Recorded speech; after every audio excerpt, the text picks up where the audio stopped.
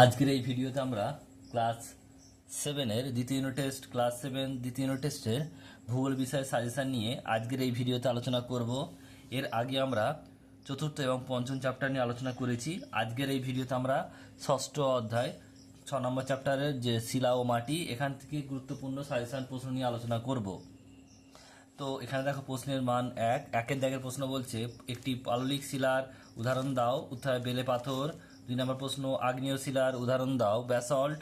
3 নম্বর তরমুজ চাষ হয় কোন মাটিতে? বেলে মাটিতে। নেক্সট 4 নম্বর প্রশ্ন উষ্ণ ও বৃষ্টিবহুল জলবায়ু অঞ্চলে মাটির গভীরতা কেমন? উত্তর হবে বেশি। নেক্সট প্রশ্ন বলছে সৌধ নির্মাণে ব্যবহৃত হয় কোন পাথর? মার্বেল পাথর।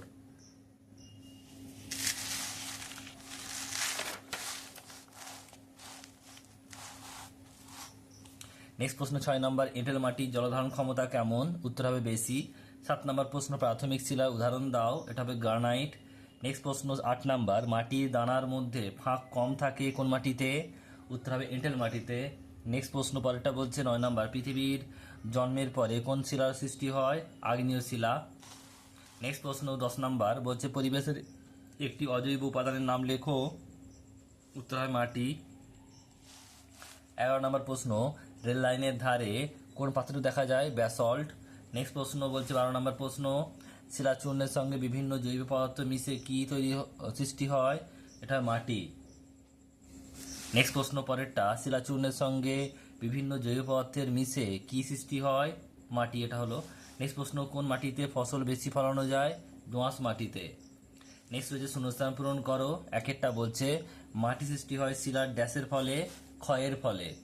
নেক্সট প্রশ্ন বলছে দুয়েরটা পলির স্তর জমা হয়ে ড্যাশ শিলার উৎপত্তি ঘটে? পাললিক শিলার উৎপত্তি ঘটে। নেক্সট প্রশ্ন পরেরটা বলছে দেখো 3 নম্বর প্রশ্ন লাভা সঞ্চিত হয়ে ড্যাশ শিলার উৎপত্তি ঘটে? আগ্নেয় শিলা। 4 নম্বর প্রশ্ন বলছে ড্যাশ শক্তির দ্বারা শিলা ভেঙে রেগলিতে সৃষ্টি হয়? প্রাকৃতিক শক্তির দ্বারা। 5 নম্বর প্রশ্ন বলছে আগ্নেয় ও পাললিক শিলার ভূগর্ভের ড্যাশ ও ভূপৃষ্ঠের চাপে রূপান্তরিত শিলায় পরিণত হয়? এটা হবে কি? তাপে, ভূগর্ভের তাপে। নেক্সট হচ্ছে প্রশ্নের মান 2। একের দাগের প্রশ্ন বলছে আগ্নেয় শিলা কাকে বলে? উদাহরণ দাও। 2 নম্বর প্রশ্ন বলছে দোআঁশ মাটির বৈশিষ্ট্য লেখো। 3 নম্বর প্রশ্ন স্তরীভূত শিলা কাকে বলে?